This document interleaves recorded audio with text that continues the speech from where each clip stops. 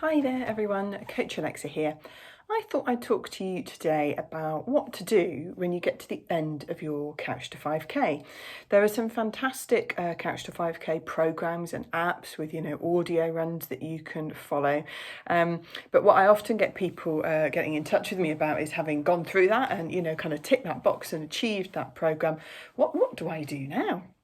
So the first thing to think about is that the majority of Couch to 5K programs, and they are all a little bit different, kind of build you up every week, gets a little bit longer and longer amounts of running. So you get to the end of that 8 or maybe 9 week Couch to 5K program, having done something progressively more challenging every week. So the first thing I get people to think about doing is have a little bit of recovery. Maybe take a week where you just drop that running distance back down slightly for a couple of those runs, and just take a little bit of time to, adapt, to allow your body the time to adapt to all of that training that you've done so you don't overload yourself too much. There's a little bit of variation in Couch to 5K programmes, as I mentioned. One of the most popular ones in the UK is the one done jointly by the BBC and the NHS. And that one has you running continuously over the last couple of weeks for every run for gradually increasing amounts of time, which is excellent. Some other programmes, equally valid approach, have you still having little walk breaks in your run in those last 2 or 3 weeks of the programme. If the Couch to 5K you've been following does that, so still has those walk breaks in some of the runs in the week towards the final couple of weeks of the programme, then the first next step after your little recovery week is to think about just kind of getting rid of the walk breaks in those remaining couple of runs a week. So you're running one perhaps 30-minute run, continuous run like you did at the end of that final week of Couch to 5K, and then just spend maybe 3 or 4 weeks just getting those 2 other runs up to being continuous runs of maybe around the 20 to 25-minute mark.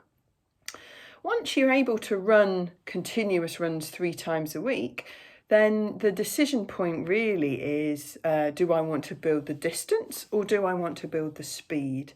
I think one of the things that people often try to do, and that maybe is a little bit of a recipe for some injuries or some niggles or some fatigue, is trying to do both. So they start working on some speed, trying to get faster, but also trying to maintain that speed over longer distances, or trying to do both at the same time. So kind of pick one aspect, either distance or speed, to work on over the next 6 to 8 weeks after you've finished that Couch to 5K and had that recovery.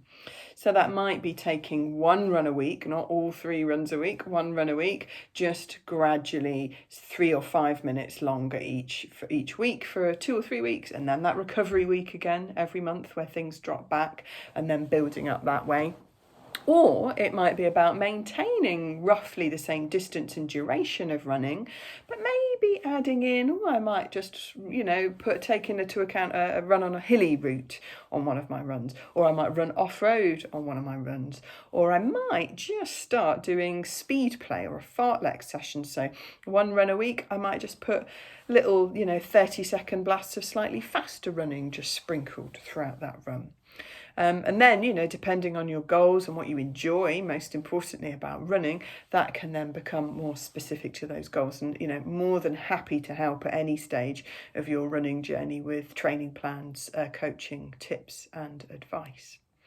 So have a little bit of a think about that. Make sure you have that little bit of recovery at the end of the Couch to 5K, and then think about which element you're going to work on next. So it's a general rule of thumb with coaching.